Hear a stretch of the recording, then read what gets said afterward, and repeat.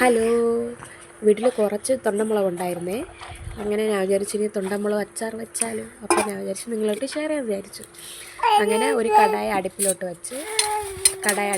വെച്ചതിന് ശേഷം ഈ മുളക് ഇട്ടിട്ട്, ഇഷ്ടമുള്ള മുളക് എടുക്കാം കേട്ടോ, മുളക് ഇട്ടിട്ട് ഒന്ന് കറക്കി നമുക്ക് ഇത്തിരി പോലെ നേരം വേവിക്കാൻ വയ്ക്കാം.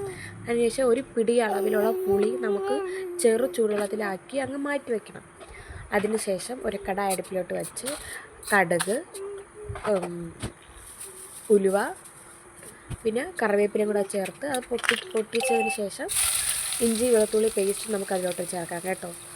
അങ്ങനെ ചേർത്ത് അതിൻ്റെ പച്ചമണം മാറുന്നത് വരെ നമുക്കൊന്ന് മൂപ്പിച്ചെടുക്കണം. ഈ ഉലുവ വറുത്ത് പൊടിച്ച് ചേർക്കുന്നവർക്ക് അങ്ങനെ ചേർക്കാം. എൻ്റെ കയ്യിൽ ഇതുള്ളതുകൊണ്ട് ഞാൻ അങ്ങനെ ചേർത്തിട്ടുണ്ട്.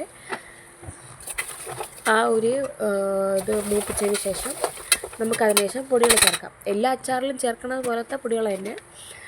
മഞ്ഞൾപ്പൊടി, മുളക് പൊടി, എരിവിന് ആവശ്യമായ മുളക് പൊടി മാത്രമേ ചേർക്കാവുള്ളൂ. മുളക് പൊടി, പിന്നെ കായപ്പൊടി, പിന്നെ ഇതിനോടൊപ്പം ഒരു അല്പം ഉപ്പും കൂടെ ചേർക്കണം കേട്ടോ. അതിന് ഉപ്പും കൂടെ ചേർത്തതിന് ശേഷം നമുക്ക് ആ ഇതിൻ്റെ പച്ചമണം മാറുന്നവരെ ഇത്തിരി പോലെ മൂപ്പിച്ചെടുക്കണം. മൂപ്പിച്ചതിന് ശേഷം നമ്മൾ നേരത്തെ മാറ്റി വെച്ചിരുന്ന പുളിവെള്ളം, അതിൻ്റെ വേസ്റ്റ് എല്ലാം കളഞ്ഞതിന് ശേഷമുള്ള പുളിവെള്ളം അതിലൊഴിക്കണം കേട്ടോ. വാളം പുളി മാത്രം എടുക്കാവുള്ളൂ, കുടംപുളിയൊന്നും എടുക്കാൻ പാടില്ല. അതിനുശേഷം നമുക്ക് അതിൻ്റെ ഒരു ഉപ്പും പരുവൊക്കെ നോക്കിയിട്ട് ആവശ്യാനുസരണം ഉപ്പിട്ടതിന് ശേഷം നമ്മൾ നേരത്തെ മാറ്റി വെച്ച വിനാഗിരി കൂടെ ചേർക്കുന്നുണ്ട് കേട്ടോ.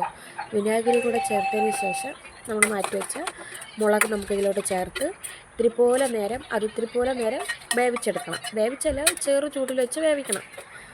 അതെല്ലാം കൂടെ മിശ്രിതം പോലെ ഒരുമിച്ചാക്കി വേവിച്ചതിന് ശേഷം തുറന്ന് നോക്കുമ്പോൾ നമ്മുടെ അച്ചാർ റെഡി. ഈ വീഡിയോ എല്ലാവർക്കും ഇഷ്ടപ്പെട്ടാൽ സപ്പോർട്ട് ചെയ്യണം, സബ്സ്ക്രൈബ് ചെയ്യണം, ലൈക്ക് ചെയ്യണം. Okay, by.